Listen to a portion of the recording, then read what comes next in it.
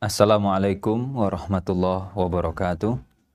Alhamdulillah wassalatu wassalamu ala Rasulillah wala haula wala quwata illa billah.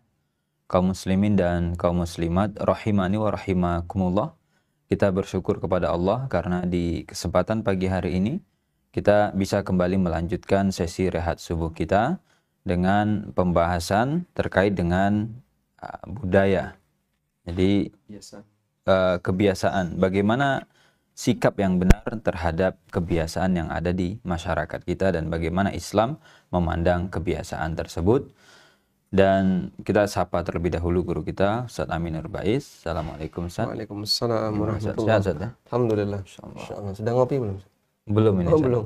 Mungkin selesai acara kita ngopi Ustaz. Masya Allah. Ini isinya ini. Nah ini Air kosong nih. zam-zam mungkin Ustaz. Zam-zam. Baik Ustaz, ini sebelum kita masuk Ustaz ke masalah budaya atau kebiasaan Ustaz ya. Di pembahasan sebelumnya itu kan sempat disinggung masalah Allah itu istiwa alal arsy gitu Ustaz ya. Iya. Ada sempat pembahasan itu kalau tidak salah, masalah logika mengenai zat Allah gitu. Kalau kita bilang Ustaz bahwa Allah itu istiwa di atas arsy, apakah itu artinya Allah bertempat Ustaz? Karena kan sebagian masyarakat menganggap ini iskal gitu Ustaz. Kalau kita bilang Allah istiwa alal arsy, berarti kalau gitu Allah bertempat. Dan mungkin secara logika nggak bisa nih gitu kita meyakini hal-hal yang semacam itu. Kira-kira gimana tanggapannya Ustaz? Baik. Jadi keyakinan bahwasanya Allah berada di atas itu kan keyakinan yang diajarkan oleh Al-Qur'an. Di beberapa tempat Allah mengatakan Ar-Rahmanu 'alal arsy istawa. Allahu 'alal arsy istawa. Allah beristiwa di atas arsy. Sehingga kita pahami sebagaimana tekstualnya. Karena kalimat itu berulang. Dan ketika berulang kok kemudian ditakwil, nanti kita konsekuensinya mengatakan teks ini jadi nggak jelas. Karena ketika yang berulang itu ditakwil, menyebabkan bahwasanya pernyataan itu tidak baku gitu ya. Baik. Kemudian bagaimana menjawab ketika ada orang yang kebingungan dalam memahami Allah berada di atas, berarti akan Allah butuh tempat. Dan kalau Allah butuh tempat, berarti ada makhluk yang lebih besar dibandingkan Allah. Subhanallah dari anggapan semacam ini. Saya mengatakan misalnya, matahari berada di atas rumahku. Apakah berarti matahari itu nempel dengan rumahku? Atau matahari itu tepat di atas rumahku? Kan tidak. Kalimat itu benar nggak secara bahasa? Benar, dan orang bisa memahami, matahari berada di atas rumahku. Artinya dia terpisah. Sehingga keyakinan yang ditanamkan oleh para ulama berkaitan dengan Allah berada di atas adalah Ar-Rahmanu 'alal arsy istawa ba'inun an khalqi. Bahwa Allah Subhanahu wa taala berada di atas arsy dan dia terpisah dari seluruh makhluknya. Anda jangan bayangkan kemudian di atas arsy itu ada apa? Sesuatu yang tidak bisa dijangkau oleh akal, maka jangan dibayangkan dengan akal. Karena ketika dia bayangin, dia berkhayal terlebih dahulu, berarti dia membuat postulatnya. Postulat itu apa ya? Mewujudkan sesuatu yang dalam bayangan. Nah setelah itu baru kemudian ditolak. Oh ini nggak benar. Justru penolakan itu berawal dari bayangan tadi. Dari dia melakukan khayalan, ketika khayalannya nggak sanggup, maka kemudian ditolak. Sehingga dia kemudian tidak nolak teks, tapi nolak makna. Maka kalimat Allah berada di atas, dia tolak. Karena kebayang tadi. Sehingga kita tekankan, jangan dibayangin. Ikuti sebagaimana teks yang ada. Pahami sesuai dengan pemahaman yang kita punya. Sudah? Kemudian jangan buat bayangan. Sehingga ketika kita mengatakan Allah berada di atas arsy, apakah kemudian Allah bertempat dan Allah nempel dengan arsy? Atau Allah butuh arsy? Kita punya kalimat yang semisal ketika kita mengatakan matahari berada di atas rumahku. Apakah berarti matahari nempel dan tepat berada di atas rumah, matahari butuh rumah? Kan tidak. Dan secara bahasa itu dibenarkan. Logika bisa memahami dengan baik. Wallahu a'lam. Baik. Ya meskipun ini bukan kias yang 100% benar. Berarti Anda menyamakan Allah dengan matahari. La haula wala quwata illa billah. Kita sedang dalam posisi mengukur tingkat kesamaan kalimat. Kalau kamu bisa menerima matahari berada di atas rumahku, kenapa kamu tidak bisa menerima kalimat Allah Ta'ala berada di atas arsy? Baik Ustaz. Mungkin yang juga jadi masalah itu kan dia menolak karena membayangkan gitu Ustaz. Betul. Jadi penolakan itu berangkat dari membayangkan. Nah, makanya ada yang tidak setuju juga Ustaz kalau kita bahas di mana Allah. Itu karena kalau membahas ini nanti muncul bayangan. Itu gimana Ustaz? Artinya coba ini nggak usah dibahas. Kan kami nggak bayang-bayangin. Ya. Gitu. Kalau jawabannya coba nggak usah dibahas. Terus di mana kita menaruh ayat-ayat Al-Quran yang demikian banyak menyebutkan Allah berada di atas? Di mana kita taruh sabda Nabi SAW ketika beliau bertanya kepada seorang budak, Aina Allah, di mana Allah? Lalu di mana kita menaruh keterangan yang menyampaikan bahasanya Allah Subhanahu wa Ta'ala berada di atas? Yang itu jumlahnya banyak sekali dalam Al-Quran maupun hadis Nabi SAW. Jadi ilmu itu dianulir ketika orang punya anggapan tidak baik dengan ilmu itu. Kalau ini bersumber dari Al-Quran dan hadis, kenapa Anda singkirkan? Seharusnya Anda terima dan Anda pelajari. Sama seperti ketika ada orang berpesan ya, jangan dibahas masalah bid'ah. Kenapa nggak boleh dibahas? Yaitu sensitif. Dari sisi mana itu sensitif? Tidak ada banyak orang yang tersinggung. Nabi SAW menyampaikan itu dalam beberapa muqaddimah khutbah beliau. Kullu bid'atin dhalalah wa kullu dhalalatin finnar. Wa kullu dhalalatin finnar. Semua bid'ah itu sesat dan semua kesesatan di neraka. Itu kan muqaddimah khutbah. Bagian dari pengantar yang beliau sampaikan sebagai doktrin yang beliau sampaikan kepada para sahabat.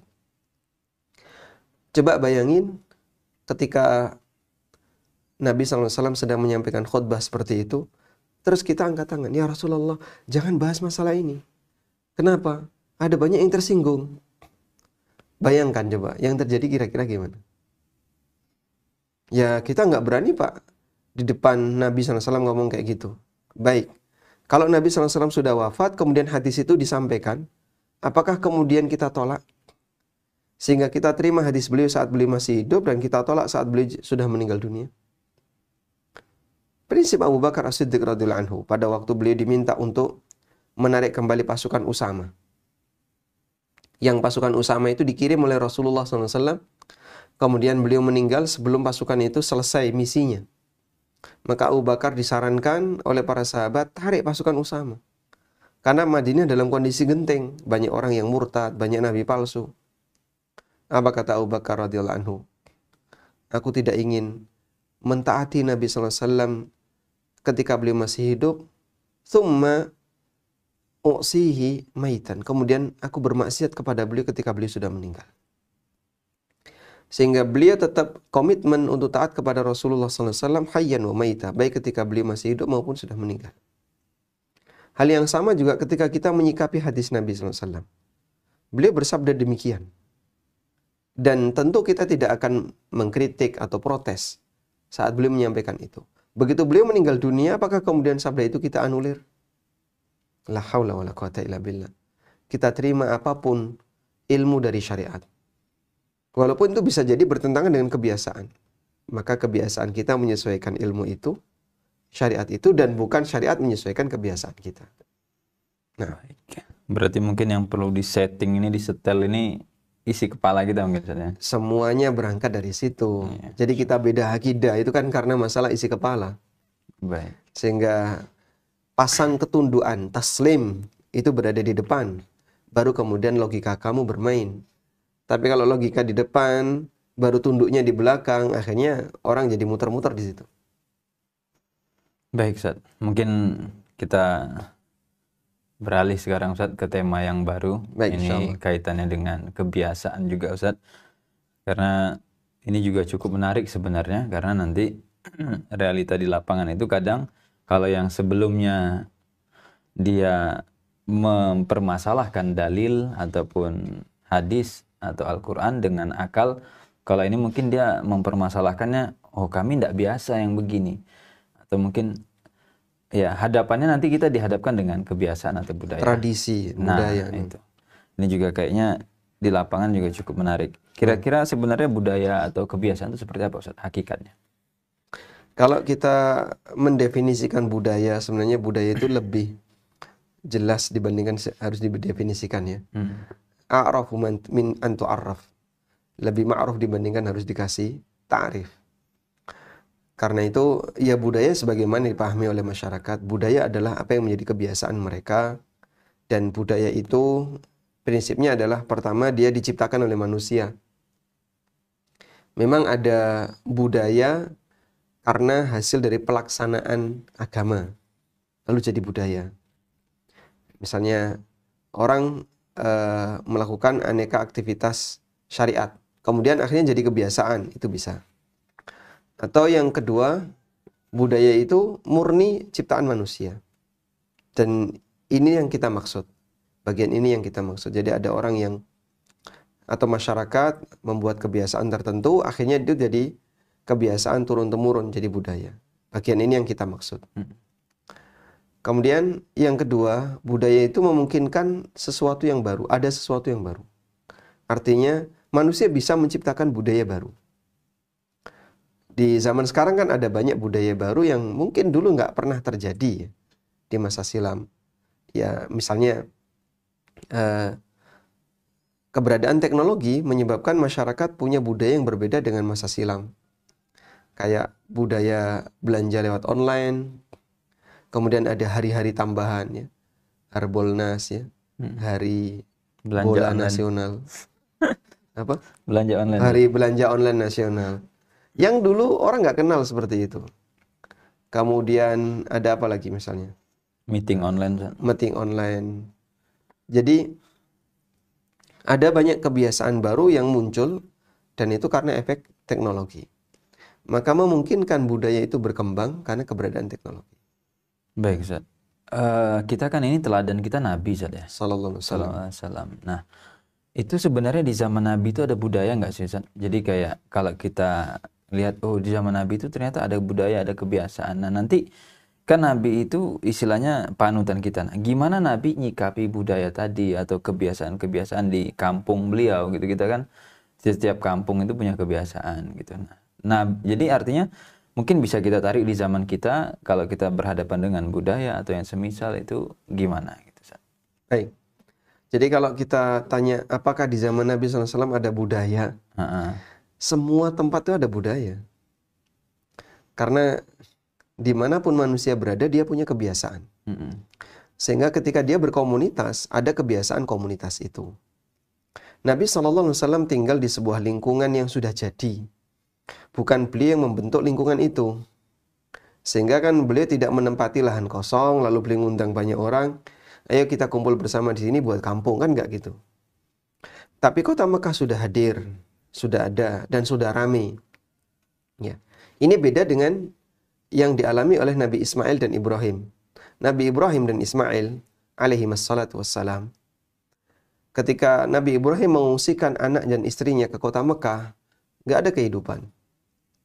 Inni askantu min dzurriyyati biwadin ghairi dzi zar'in inda baitikal muharram. Sehingga ketika beliau tempatkan min dzurriyyati keturunanku biwadin ghairi dzi zar'in di sebuah lembah tanpa kehidupan. Nggak ada tanaman di situ. Maka beliau yang pertama kali memulai lingkungan. Kemudian ada suku Jurhum yang ikut tinggal di situ dengan minta izin kepada Ibunda Hajar radhiyallahu anha. Dan akhirnya terbentuklah lingkungan yang baru di kota Mekah. Dan Nabi Muhammad SAW ketika beliau lahir, lingkungan itu sudah ada. Masyarakat sudah punya budaya. Sampai akhirnya ketika beliau besar, dewasa dan jadi nabi, beliau mendekat ke mereka. Beliau jadi nabi di Gua Hira. Kemudian beliau mendatangi mereka dalam kondisi mereka sudah punya budaya. Masyarakat sudah ada dan mereka sudah punya budaya. Baik. Lalu bagaimana Nabi Shallallahu Alaihi Wasallam menyikapi budaya? Ya, budaya masyarakat Quraisy ketika itu campur-campur ya. Memang ada budaya yang nilainya positif, dan ada budaya yang sangat negatif. Budaya yang nilainya positif, contohnya mereka itu sangat menghargai tamu. Mereka pemberani. Sampai ketika Nabi SAW sebelum hijrah, itu tidak ada munafik, itu tidak ada. Orang yang berpura-pura masuk Islam, menyembunyikan kekufuran itu tidak ada. Sebab adanya hanya hitam putih. Kalau enggak yes, no. Kalau enggak Islam, kafir, tidak ada yang lain. Sampai akhirnya ketika beliau hijrah, barulah muncul kelompok yang ketiga, yaitu munafik. Di depan dia bilang muslim, tapi di belakang dia benci kaum muslimin. Sehingga dalam posisi ini, orang musyrikin, karena sifat mereka yang pemberani, orang Quraisy itu, jadi tidak ada ketakutan bagi mereka untuk menampakkan Islam, di balik itu dia kafir. Baik. Ini beberapa kebiasaan positifnya, termasuk misalnya dermawan. Banyak di antara orang-orang Quraisy yang dikenal dengan kedermawanannya. Lalu ada juga budaya yang nilainya negatif, mengubur anak perempuan, ya. Kemudian budaya zina, budaya minum khamr yang terjadi di kalangan masyarakat, sampai pada tingkatan jual beli manusia merdeka, yang bukan budak. Kalau budak kan didapatkan dari hasil perang, kalau ini merdeka. Sehingga orang karena tidak bisa bayar utang, akhirnya dia menjual dirinya sendiri. Dan kemudian dia jadi budak. Dan masih banyak budaya-budaya yang lainnya yang itu mewarnai kota Mekah. Begitu Islam datang, karena Nabi SAW itu datang membawa syariat, maka beliau SAW mengatur itu semuanya. Menata ulang. Sehingga yang positif dipertahankan, yang negatif diperbaiki. Allah Subhanahu wa taala jadikan ini sebagai bentuk islah, perbaikan di muka bumi. Maka Allah Subhanahu wa taala katakan, "Wala tufsidu fil ardi ba'da islahiha." Jangan kau melakukan perbuatan merusak di muka bumi setelah Allah memperbaikinya. Memperbaikinya dengan apa? Kata Abu Bakar Ibn Ayyash rahimahullah, Allah memperbaiki bumi dengan diutusnya para nabi. Dan Nabi Muhammad SAW ada di dalam bagian itu. Beliau memperbaiki tatanan sosial masyarakat ketika beliau diutus oleh Allah Subhanahu wa taala. Nah, ini Ustaz, kalau bicara tadi Nabi datang bawa syariat gitu ya. Apa respon tokoh masyarakat atau para tetua gitu kan, biasanya kalau di masyarakat yang pegang kunci budaya itu ya atau kebiasaan kan paling nggak mereka ngerespon ini terhadap sesuatu. Oh nggak bisa gitu, apalagi mereka para senior gitu ya. Kira-kira apa respon tokoh-tokoh Mekah saat itu ketika Nabi datang? Kalau kita baca Al-Quran ya, Allah Subhanahu wa taala menyebutkan bahwa di antara titik sengketa, tidak hanya Nabi Muhammad SAW, termasuk para nabi sebelumnya. Di antara titik sengketa antara para nabi dengan masyarakat kafir yang tidak menerima beliau, dengan tidak menerima kehadiran Nabi ini adalah masalah menyikapi budaya. Saya tegaskan karena ini disebutkan dalam banyak ayat di Al-Quran. Di antaranya yang cukup jelas adalah disebutkan di surat Az-Zukhruf ayat 23. Di buku ada ya. Di halaman 297. Allah Subhanahu wa taala berfirman, "Wa kadzalika ma arsalna min qablika fi qaryatin min nadhir." Demikianlah, tidaklah kami mengutus min qablika sebelum kamu fi qaryatin min nadhir, seorang utusan dalam fi qaryah di sebuah komunitas masyarakat di kampung atau di kota, illa qala mutrafuha, maka para pemimpin mereka, orang-orang yang punya status sosial di kalangan mereka akan mengatakan, inna wajadna aba'ana ala ummatin wa inna ala atharihim muqtadun. Kami telah menjumpai leluhur kami ala ummatin, sudah mengikuti ajaran tertentu, budaya. Leluhur kami sudah punya budaya. Wa inna ala atharihim muqtadun. Dan kami mengikuti budaya mereka. Jadi saat para nabi, karena di sini Allah Subhanahu wa taala tidak hanya menceritakan Nabi Muhammad SAW, Tapi Allah katakan, semua Rasul yang Allah utus sebelum kamu, wahai Muhammad, min qablik, sebelum kamu. Sehingga itu sudah menjadi sejarah para nabi sejak masa silam. Yang itu akan terus berulang sampai titik ini. Sampai detik saat ini, terus berulang bahwa siapapun yang diutus oleh Allah Subhanahu wa Ta'ala, kemudian itu berlawanan dengan budaya mereka, maka kepala suku, pemuka kaum, mereka mengatakan, kami sudah punya leluhur dan leluhur kami menganut ajaran tertentu dan kami mengikuti ajaran leluhur. Jadi ketika masyarakat itu menyikapi kehadiran para nabi, mereka tabrakkan dengan budaya. Kami sudah punya budaya seperti ini. Kami sudah punya kebiasaan seperti ini. Dan kami mengikuti kebiasaan itu. Maka ini menunjukkan bahwasanya salah satu di antara titik sengketa antara para nabi dan orang-orang yang memusuhi beliau adalah dalam masalah menyikapi budaya. Ini saja. Kalau kita lihat prinsip dasar ya, apakah Islam itu memusuhi adat dan tradisi, Ustaz? Jadi kan ini tadi kan di masyarakat ada adat, ada kebiasaan gitu ya. Lalu kemudian Nabi datang. Ini yang nggak benar tolong diganti, diubah dan seterusnya. Apakah itu artinya kayak Islam ini sebenarnya, karena kan nanti di masyarakat itu kesan yang muncul begitu, Ustaz. Jadi kayak udahlah, ini kalau kamu pakai style Islam yang begini nih gitu, itu artinya kamu benci sama kita, kamu memusuhi adat tradisi kita gitu. Apakah sebenarnya emang Islam itu kayak core prinsipnya itu emang memusuhi adat tradisi atau gimana? Kalau saya melihat yang terjadi justru sebaliknya. Para penggiat budaya itu memusuhi seluruh Islam. Sedangkan syariat Islam tidak memusuhi seluruh budaya. Maka para penggiat budaya berkaitan dengan masalah agama itu sensitif sekali dia. Yang beraroma Islami itu Masya Allah sudah dianggap ini menakutkan, ini nanti adalah bibit radikal, ini akan mengubah budaya dan seterusnya. Tapi ini tidak berlaku sebaliknya. Coba lihat, Islam ketika datang, apakah budaya itu dimusuhi 100%? Tidak. Ada banyak sekali budaya yang justru dipertahankan dalam Islam. Begitu Nabi SAW datang, tidak semua budaya itu diubah. Budaya yang menyimpang yang diubah. Membunuh anak perempuan. Coba, dengan standar budaya mana perbuatan ini dibenarkan? Selain budayanya orang Quraisy ketika itu. Karena bagi mereka kehadiran anak perempuan itu memalukan. Jadi beban bagi orang tua. Dan ini juga nanti tidak menguntungkan bagi keluarga. Kalau perang malah jadi beban. Dan seterusnya. Akhirnya bagi mereka kehadiran anak perempuan itu, ya bahasa kita, takdir buruk. Sehingga daripada nanti ini ditunggu besar, mending dihabisi dari sekarang. Dan wa'dul banat, karena itu sudah jadi budaya. Sampai berkali-kali disinggung dalam Al-Quran, Allah Subhanahu wa Ta'ala mengatakan, wa idzal mau'udatu su'ilat bi ayyi dzambin qutilat. Apabila anak-anak perempuan yang dibunuh hidup-hidup, yang dikubur hidup-hidup itu akan ditanya oleh Allah. Bi ayyi dzambin qutilat. Dengan alasan apa mereka dibunuh?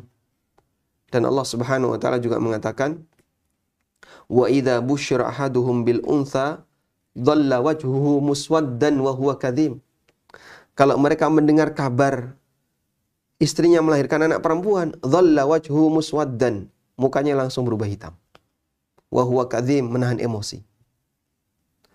Ada kebencian yang muncul saat mereka punya anak perempuan. Dan itu budaya. Ketika Nabi SAW datang, ini diingkari. Andaikan ini bertahan sampai sekarang. Coba, masyarakat mana yang menyetujuinya? Kita nggak bakalan menjumpai. Baik, Islam hadir melawan budaya ini. Apakah kemudian Islam disalahkan? Itu memperbaiki. Dan turunannya masih banyak. Budaya-budaya yang menyimpang di masyarakat. Kesyirikan, itu budaya yang menyimpang. Karena syirik itu nggak sesuai dengan logika. Sayangi akalmu dengan tinggalkan syirik. Karena semua perbuatan kesyirikan, itu nggak sayang sama akalnya. Sebagai contoh misalnya, ada orang punya keyakinan sial. Misalnya, Selasa Pahing itu hari sial. Masya Allah, Pak. sayangi akalmu. Apa hubungannya hari Selasa Pahing dengan nasib sial? Akalmu di mana? Sehingga perbuatan kesyirikan itu semuanya adalah orang yang melakukan praktik perbuatan kesyirikan itu nggak pakai akal. Dan Islam menjaga akal. Sehingga perbuatan ini dihilangkan. Karena ini tidak masuk akal. Di samping itu, syirik bertentangan dengan agama. Karena perbuatan kesyirikan dan aneka ajaran paganisme itu adalah perbuatan yang paling anti dengan syariat Islam. Makanya syirik juga bertentangan dengan agama, sebagaimana syirik juga bertentangan dengan logika. Wallahu a'lam. Baik, berarti kalau bisa disimpulkan sebenarnya Islam tidak memusuhi adat tradisi seutuhnya. Ini salah paham ya. Yang saya lihat justru sebaliknya. Para pecandu budaya, dikit-dikit dia bicara budaya, itu justru melawan Islam 100%. Anti sekali. Saya melihat suasana Islam itu mereka nggak suka.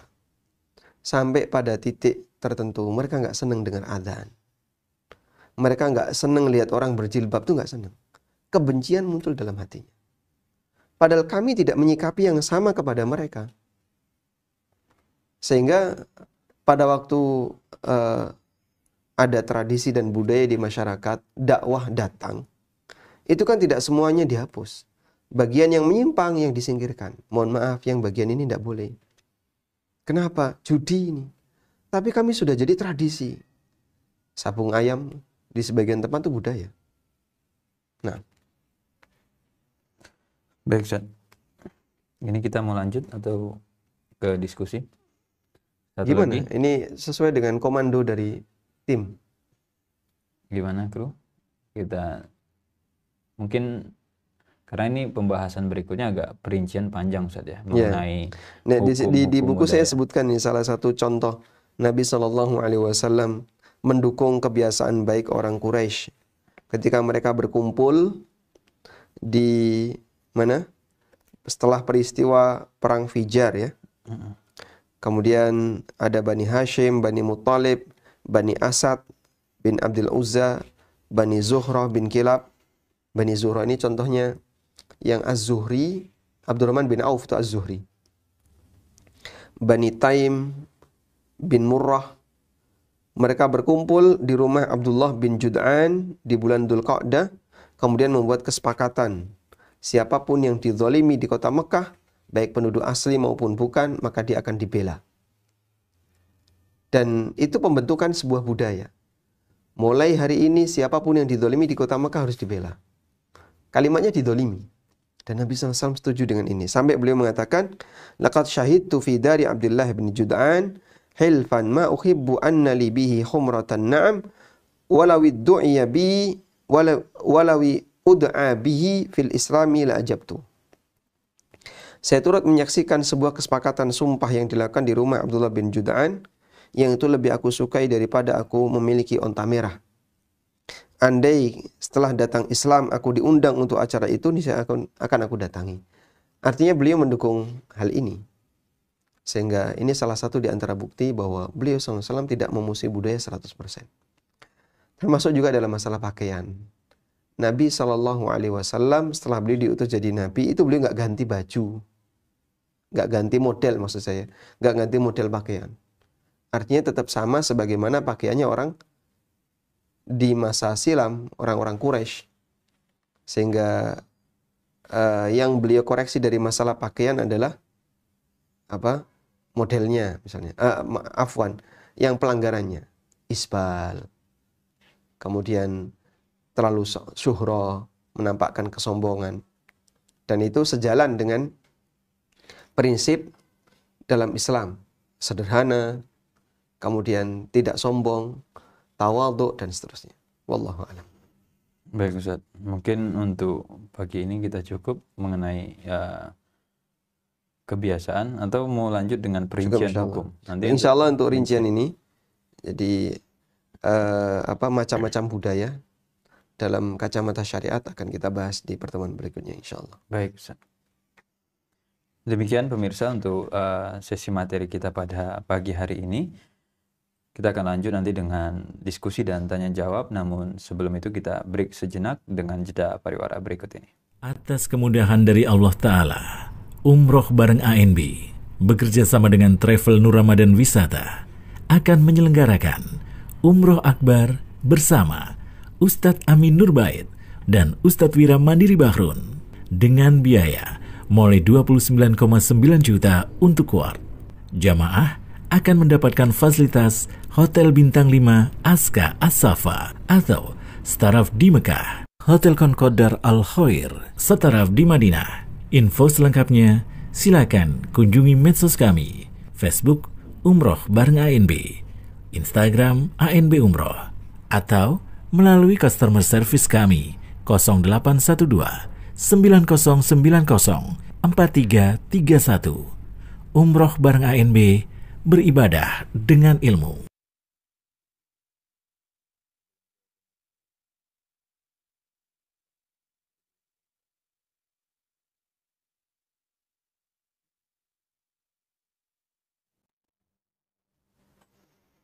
Baik, kaum muslimin dan kaum muslimat rahimani wa rahimakumullah.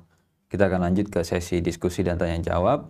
Kami undang para pemirsa untuk bergabung di 081224443344 untuk pertanyaan interaktif secara langsung melalui telepon, dan pertanyaan melalui pesan bisa dikirim ke 081221567890. Baik, Ustadz, ini sebelum kita beralih ke pemirsa, Ustadz, ada semacam isu yang cukup sering kita dengar mungkin, Ustadz, ya, di masyarakat, bahwa ada anggapan jilbab itu budayanya orang Arab gitu, Ustadz. Nah, berarti kan kita kan orang Indonesia nih, Ustadz. Yeah. Nah, kita kan punya budaya sendiri. Ya, jadi kalau begitu ya sudah, kita nggak perlulah bawa-bawa budaya Arab ke Indonesia gitu, Ustadz. Budaya-budaya pakai jilbab, apalagi kalau sampai ke level bercadar gitu ya, pakai hanya mata saja yang kelihatan, itu kan jelas Arab banget gitu loh, Ustadz, ya. Itu gimana tanggapannya, Ustadz? Kalau disebut bahwasanya jilbab itu budaya Arab, kira-kira istrinya Abu Jahal itu berjilbab nggak? Nah, itu kurang tahu, Ustadz. Istrinya Umayyah bin Khalaf, kemudian istrinya siapa lagi yang diceritakan dalam sejarah wanita-wanita Arab yang memusuhi Nabi SAW. Istrinya Abu Lahab disebutkan dalam Al-Quran. Wa mura'atuhu hammalatal hatab fi jidiha hablum min masad. Orang ini berjilbab nggak, wanita ini? Harusnya enggak. Jadi sejak kapan disebut jilbab budaya Arab? Sementara gembong-gembong musyrikin itu istrinya nggak berjilbab. Kalau itu budaya, Masya Allah, nggak perlu ada perubahan, tinggal dilanjutin. Tapi ketika itu bukan budaya, berarti kebiasaan sebelumnya mereka tidak menggunakan seperti ini. Mereka tidak menggunakan seperti ini. Makanya dalam hal ini, ketika disebut bahwasanya jilbab itu budaya Arab, ya seharusnya orang itu ngaca sejarah. Coba lihat. Apakah kemudian orang-orang Arab ketika itu pada waktu Nabi SAW datang, masyarakat wanitanya sudah berjilbab? Jawabannya tidak. Bahkan Allah Subhanahu wa taala mengatakan dalam Al-Qur'an, "Wala tabarrajna tabarrujal jahiliyatil ula." Wahai para wanita, janganlah kalian tabarruj sebagaimana tabarrujnya wanita jahiliyah masa silam. Karena wanita jahiliyah itu suka pamer aurat. Sehingga pamer aurat itu mempertahankan budaya jahiliyah. Islam datang kemudian mengajari cara berpakaian yang benar gimana sih? Cara menutup aurat yang benar gimana? Maka kalau disebut bahasanya berjilbab itu budaya Arab, ini kebalikannya. Tidak berjilbab itulah budaya Arab. Nah, kemudian ketika Islam datang, diajari. Wal yudnina min jalabibihinna ala juyubihinna. Hendaknya mereka menjulurkan jilbab-jilbab mereka. Jadi syariat datang dengan mengajarkan bagaimana cara berpakaian yang benar. Allah Subhanahu wa taala juga berfirman, "Khudhu zinatakum 'inda kulli masjidin." Gunakan pakaian terbaik kalian ketika masuk masjid. Karena dulu masyarakat Arab ketika tawaf telanjang, sehingga bagi mereka tawaf telanjang itu sopan santun. Tapi ini tindakan yang nggak benar. Boleh kita sebut ya masa di masjid telanjang, sangat tidak sopan sekali. Kemudian Islam mengajarkan itu. Seharusnya orang itu berpakaian yang rapi, yang sopan, bukan telanjang seperti itu. Islam dengan pendidikan seperti ini membuat manusia jadi lebih berwibawa, mengembalikan kodratnya. Kamu itu manusia, beda dengan binatang. Kalau binatang seperti ini nggak pakai pakaian, kalau manusia seperti ini pakai pakaian. Dan pakaian lelaki dan wanita itu dibedakan. Lelaki ada pakaiannya sendiri, wanita ada pakaiannya sendiri. Makanya kalau disebut jilbab itu budaya Arab, ya ini terlalu jauh kalimat seperti ini. Wallahu a'lam. Baik. Mungkin nggak tahu budaya atau gimana, nggak tahu sejarah atau gimana Ustaz ya? Mungkin dia nggak baca sejarah atau karena terlalu kuat dorongan emosinya ya. Jadi keluar kalimat seperti ini. Baik. Kita mungkin coba sapa dulu Ustaz ke pemirsa. Baik, silakan. Assalamualaikum Ustaz. Saat ini Islam sering diidentikan dengan budaya Arab dari cara pakaian maupun kebiasaan. Nah, bagaimana cara mengubah pandangan orang-orang seperti itu agar Islam lebih bisa diterima? Nah, ini sebenarnya ngelanjutin diskusi ini tadi. Waalaikumsalam warahmatullahi wabarakatuh. Islam ketika datang pertama kali ditolak oleh orang Arab. Itu gimana jawabnya ya? Sehingga kalau tadi kekhawatirannya adalah masyarakat kita menolak Islam dengan alasan ini identik dengan budaya Arab. Padahal waktu Islam datang itu ditolak oleh masyarakat Arab. Nabi SAW ketika di Mekah, kita tahu sejarahnya ya. Pada waktu beliau masih sendirian, kemudian mengajak beberapa orang terdekat, hanya ada beberapa orang yang masuk Islam. Dalam posisi serba ditekan. Ketika beliau tampilkan dakwah itu di permukaan. Sehingga di awal datangnya Islam, masyarakat Arab tidak mau menerima. Beliau datang ke Taif dilempari batu. Kemudian beliau pindah ke suku yang lain. Banyak suku yang nggak mau untuk menerima. Karena mereka takut. Kalau kami mendukung Muhammad, nanti kami digeruduk sama orang musyrikin. Mereka ketakutan. Sampai ketika Nabi SAW hijrah ke Madinah. Dan beliau sudah punya kekuatan di Madinah. Itu kan banyak orang yang berdatangan untuk belajar Islam di Madinah. Ada salah satu di antara mereka yang baru berani datang ke kota Madinah jika bulan haram. Bulan haram, Dzulqa'dah, Dzulhijjah, Muharram, Safar. Karena bulan haram ini orang Arab nggak boleh perang. Sehingga suku ini tidak berani untuk datang ke kota Madinah. Sebab kalau berangkat di luar bulan haram akan dihadang oleh orang-orang musyrikin. Lalu mereka dibunuh. Ya, karena kan mungkin antara suku ini dengan Madinah ada suku lain yang musyrik, yang kafir.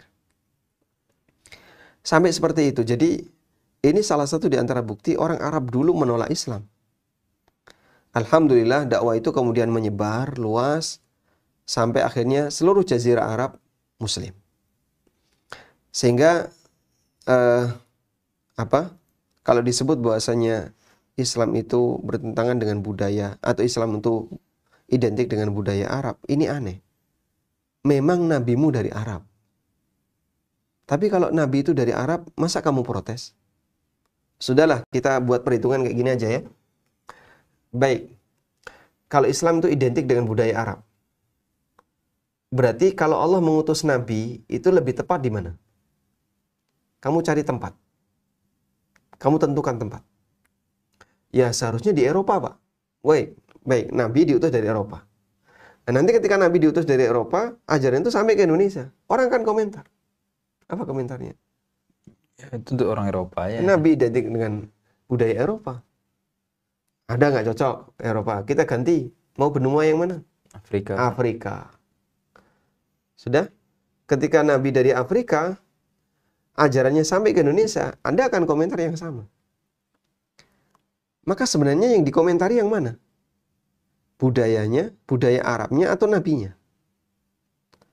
Sehingga kadang kita itu keheranan dengan orang yang terlalu tidak terima dengan suasana Arab.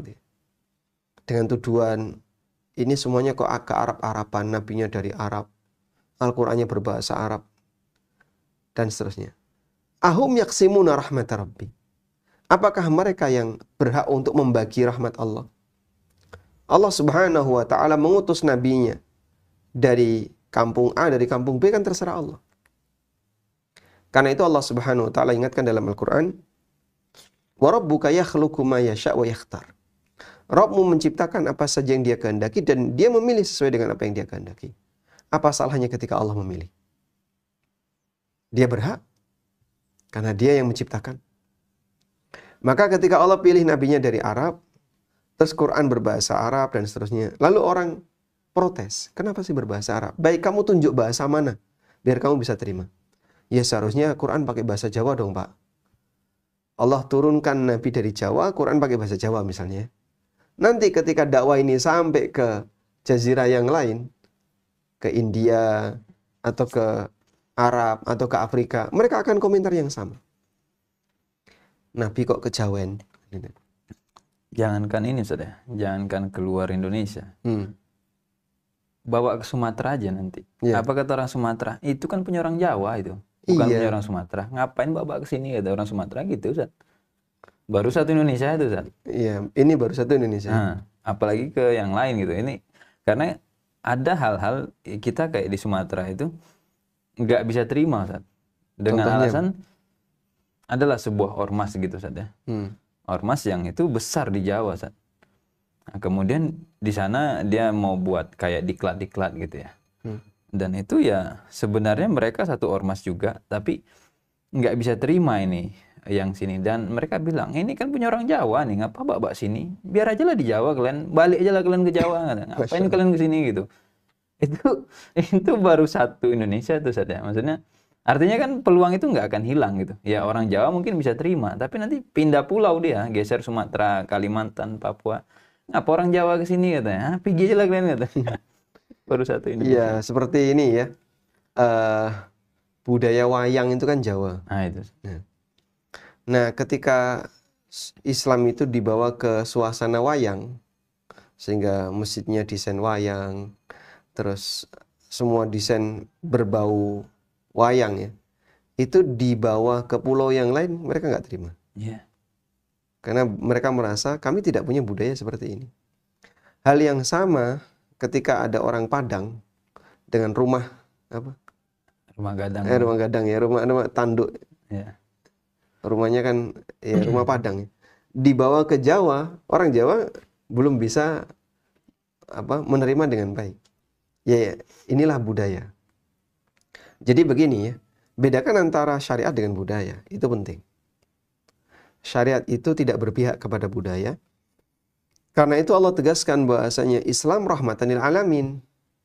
Maka kalau Anda mengatakan Islam hanya untuk orang Arab, itu suudzon terhadap ayat ini. Islam bukan untuk orang Arab.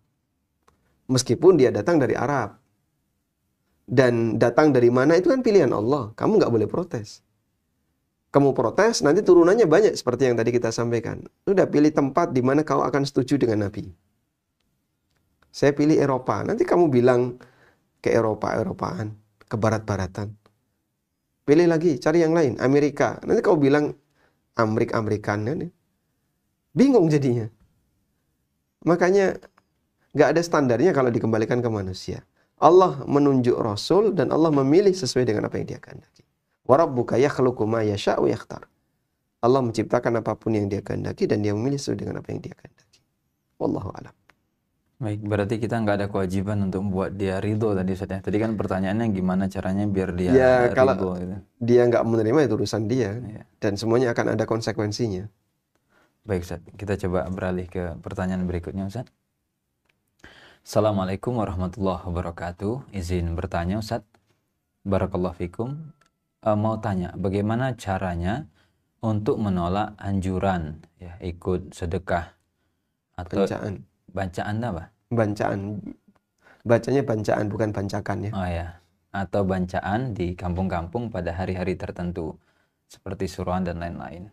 Berarti ini kebiasaan di masyarakat gitu ya. Nah, kemudian bagaimana hukum orang yang melaksanakan tahlilan dan tidak meyakini bahwa itu sebuah ibadah, tapi lebih kayak ya ini kebiasaan gitu ya.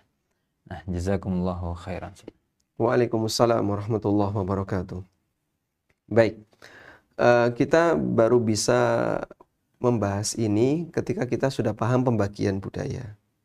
Karena tidak semua budaya itu dianggap miring ya. Dan tadi berkali-kali kami sampaikan bahwa Islam tidak memusuhi budaya 100%. Ada budaya yang disetujui oleh Islam dan layak untuk dipertahankan, dan ada budaya yang perlu diubah, terutama budaya yang berbau kesyirikan misalnya. Kalau di sebuah kampung ada budaya perdukunan, ya kita akan katakan ini budaya menyimpang. Tapi di sini Pak, apapun itu dukun. Ya mohon maaf ya. Banyak di daerah kita ini ketika pemilihan lurah dan kepala desa itu pakai dukun. Dan itu jadi tradisi mereka. Katanya sampai ada salah satu teman yang cerita, pada waktu nyoblos itu gambarnya berubah semua. Jadi ketika nyoblos itu, misalnya calonnya ada 3 gitu ya. Ini gambarnya jadi calon 1 semua. Jadi mau nyoblos apapun akan ketemu calon 1. Nah itu contohnya ketika budaya itu mewarnai sampai pada pemilu jadi nggak sehat ya. Dan ini kan harus kita lawan. Nggak boleh kayak gini, kesyirikan. Sehingga kita bisa bilang di atas mimbar, siapapun yang melakukan praktek perdukunan, apapun jabatannya, maka dia adalah orang musyrik. Nah, biar jadi peringatan bagi mereka. Mungkin ada yang tersinggung. Terus kenapa kalau dia tersinggung? Ya, kamu jangan menyinggung saya. Kalau Bapak tidak merasa, jangan merasakan itu. Dan kalau merasa, segera bertobat. Karena ini adalah perbuatan syirik besar. Baik. Terus ada beberapa kebiasaan yang lain seperti tadi ya, bancaan. Bancaan itu kan sebenarnya wujud syukuran yang dilakukan oleh masyarakat.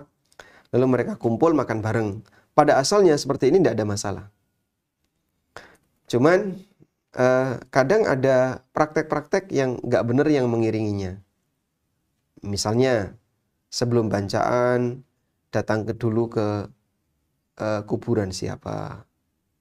Terus di situ mereka ya real yang terjadi itu ibadah di kuburan. Berdoa kepada penghuni kubur itu. Terutama kuburan yang dikeramatkan. Di beberapa daerah ini terjadi. Ya, misalnya ada kuburan, wah dia tokoh sakti, terus masyarakat datang ke situ, nyekar. Setelah nyekar, mereka berdoa, minta sesuatu, disampaikan kepada penghuni kubur. Terus baru setelah itu pulang bacaan. Kalau makannya sih nggak ada masalah, tapi bagian ini yang mungkin bermasalah. Dan masih banyak kebiasaan-kebiasaan buruk yang lainnya. Itu kan sebenarnya campuran ya, antara hal mubah dengan hal yang haram. Dan pelakunya itu berjilbab. Pelakunya berjilbab. Bukan saya, ini teman-teman di UFIT ya, pernah melakukan sosial eksperimen. Bukan sosial eksperimen, mungkin lebih tepatnya video dokumentasi. Datang ke salah satu situs kesyirikan di Yogyakarta. Bawa kamera. Lalu karena nggak berani nanti tidak ganggu ritualnya. Jadi nyutingnya dari agak jauh, tapi di zoom gitu ya. Ada orang yang nyari keberkahan sebelum dia berdagang di situs kesyirikan itu. Dan ada juru kuncinya. Lalu juru kunci itu bakar-bakar menyan, terus dia nabuh-nabuh apa sambil baca-baca apa. Sudah selesai, terus dikasih sangu sama ibu-ibu. Nah, juru kuncinya pergi, nah ibu ini nyari keberkahan di situ. Ya, yang mereka cari adalah kembang kantil. Kalau bisa mendapatkan kembang kantil, maka itu keberkahan. Jadi dia ngorek-ngorek. Dan itu muslim, seorang muslimah. Dia pakai jilbab. Akhirnya ketika selesai upacara itu, salah satu kru mendekat ke ibunya tadi. Ditanya dari mana? Oh, dari kabupaten ini. Salah satu kabupaten di Jawa Tengah. Ibu pekerjaannya apa? Ini. Beliau jualan tahu. Kalau tidak salah, jualan tahu. Masya Allah. Yang kayak gini, jadi tradisi sebagian masyarakat. Sehingga sebelum dia dagang, dia melakukan seperti ini. Ini yang kita kemudian perlu luruskan. Ini nggak benar. Minta keberkahan itu kepada Allah bukan dengan cara seperti ini. Baik. Jadi kadang kan diramu ya. Ada bagian mubah, ada bagian yang bermasalah. Itu digabung. Makanya ketika kita menolak bagian yang bermasalah, anggapan mereka nolak semuanya. Padahal tidak. Wallahu a'lam. Baik, ya mungkin tadi solusinya dia hanya datang pas yang mubah saja boleh gitu Ustaz ya. Kalau satu setnya tadi mungkin ada yang bermasalah, dia datang pas makan-makannya aja tuh gimana? Kalau merekomendasikan, kami tidak merekomendasikan sama sekali. Artinya dalam satu rangkaian itu, ketika masih ada tindakan maksiat dan itu dosa besar bahkan kesyirikan, ya seharusnya kita mengambil sikap, mohon maaf kami tidak ikut sama sekali. Sampaikan, kami tidak ikut sama sekali. Baik, untuk urusan budaya yang sifatnya mubah ikut, misalnya kerja bakti. Kerja bakti saya ikut. Terus bersih-bersih masjid saya ikut. Pas hari raya kurban ikut terlibat. Jadi di bagian tertentu dia tidak ketinggalan. Tapi mungkin bagian ini dia nggak ikut. Nah. Baik Ustaz. Kita lanjut Ustaz ke pertanyaan berikutnya. Bismillah, Ustaz, ana izin bertanya. Tadi malam ada acara kenduri pesta di kampung. Acaranya pakai sesajen dan jajanan pasar dan sebagainya, yang mana disembahkan untuk jin kampung, penguasa daratan dan lautan. Lalu yang bawa doanya imam di masjid. Apakah masih boleh sholat di belakang imam tersebut Ustaz? Di kampung, ana cuman ada 2 masjid dan imamnya semua ikut kenduri. Dan ketika saya minta suami untuk menghindari, suami bilang tidak bisa. Lalu apakah lebih baik bagi saya pindah rumah saja? Syukran jazakumullah khairan. Masya Allah. Masya Allah. Baik. Dia ngirim sesajen untuk jin. Apa hukumnya kayak gini? Syirik. Syirik. Sajen untuk jin itu syirik. Ya meskipun sajen itu tidak dalam bentuk sembelihan. Mungkin bisa jadi sajennya hanya buah-buahan. Tapi apapun yang namanya sajen, sesajian untuk makhluk, untuk selain Allah Subhanahu wa taala adalah kesyirikan. Baik. Allah Subhanahu wa taala berfirman, "Watlu 'alaihim naba'a ibnai Adama idz qarraba qurbanan Watlu 'alaihim naba'a ibnai Adama bil haqqi idz qarraba qurbanan fataqabbala min ahadihima wa lam yutaqabbal min al-akhar." Ceritakan kepada mereka tentang 2 putra Adam yang bil haqqi dengan benar. Idz qarraba qurbanan, ketika keduanya melakukan praktek kurban. Jadi yang dimaksud di sini adalah mereka melakukan sesajian. Nah, riwayat yang terkenal tentang ini, itu kan Qabil Habil ya. Yang satu mempersembahkan kambing, yang satu mempersembahkan hasil tanaman. Katanya demikian. Wallahu alam, kita hanya berdasarkan riwayat yang ma'ruf di masyarakat. Dan yang satu diterima oleh Allah, yang satu tidak diterima. Sehingga dari sini kita bisa lihat bahwa sesajian itu tidak harus bentuknya hewan. Terkadang bisa hasil panen. Maka ketika orang bawa sesajian dalam bentuk buah-buahan atau hasil panen yang lain, lalu orang sebutnya merti deso ya. Kemudian dia taruh di pojok-pojok kampung, di sini. Lalu kemudian dia baca-baca tertentu. Ini kesyirikan. Nah, dalam praktek itu memang ada 2 jenis manusia. Ada yang dia sebagai pemimpinnya, dan ada yang hanya ikut-ikutan. Tapi apapun itu masuk dalam lingkaran tadi. Semuanya nggak boleh. Baik.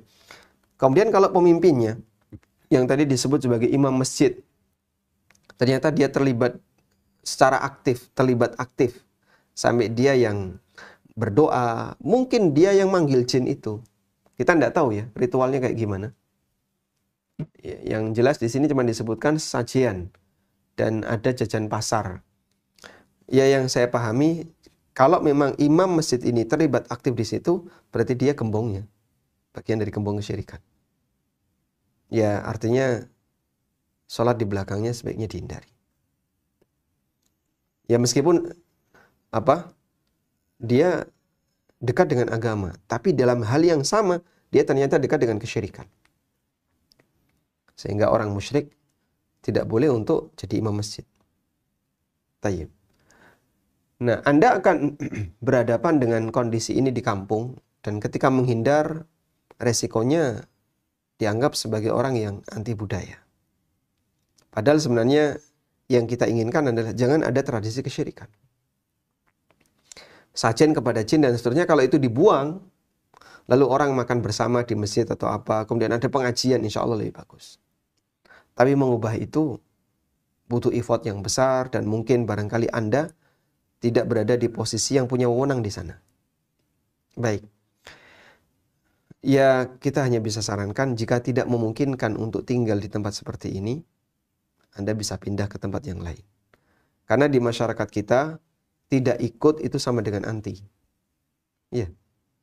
Tidak ikut itu sama dengan anti. Kenapa nggak ikut? Oh, dituduh ini anti budaya. Padahal dia tidak ikut kan karena dia punya hak untuk menjaga akidahnya. Dalam keyakinan saya ini tidak boleh, maka saya nggak ikut. Kenapa dia harus dipaksa untuk ikut? Nah, di negara kita, masyarakat kita punya pemahaman tidak ikut sama dengan anti. Sehingga kalau ketika kita tinggal di sebuah daerah, lalu di daerah itu ada praktek kesyirikan, sebagai konsekuensi karena kita punya iman, kita kan tidak boleh ikut. Sebab kita punya keyakinan yang ini bertentangan dengan keyakinan kita. Ketika kita nggak ikut, kan masyarakat nggak mau tahu. Ini dianggap melawan.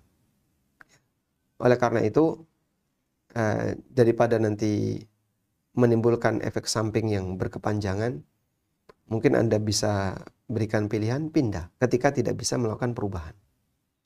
Tapi kalau bisa mengubah tahap demi tahap, agar kemudian masyarakat jadi sadar kalau seperti ini tidak boleh, itu insya Allah lebih bagus. Di sebagian daerah ada banyak yang berubah. Informasi, saya pernah dapat sebuah kampung, di sini mas dulu banyak sajen, sekarang bersih, alhamdulillah. Dan di Jogja ini nggak seragam, ada sebagian kampung yang tradisi sajen itu masih bertahan. Dan masih banyak kampung yang, ada banyak kampung yang dia sudah meninggalkannya. Dan seperti itu sejalan dengan keberadaan dakwah mengajarkan manusia untuk kembali kepada fitrah dia sebagai orang yang tidak kenal dengan kesyirikan. Wallahu a'lam. Baik Ustaz, Masya Allah. Mungkin kita cukup untuk sesi pagi ini Ustaz, kaitan dengan kebiasaan tadi bahwa sebenarnya Islam tidak musuh gitu Ustaz ya, tidak benci secara mutlak kepada budaya. Besok kita ada sesi rak subuh Ustaz pagi? Insya Allah. Baik, dan mungkin besok kita bahas kaitannya dengan macam-macam kebiasaan atau budaya gitu saja. Baik, demikian para pemirsa yang kita bisa bahas di kesempatan pagi hari ini. Semoga menjadi ilmu yang berkah dan bermanfaat untuk kita semua dan juga Ustaz yang menyampaikan. Insyaallah kita lanjut di sesi rak subuh besok pagi gitu ya. Dan kami mewakili kru yang bertugas mohon pamit izin undur diri dan kita tutup dengan doa kafaratul majelis. Subhanakallahumma wa bihamdika asyhadu alla ilaha illa anta astaghfiruka wa atubu ilaik. Assalamualaikum warahmatullahi wabarakatuh.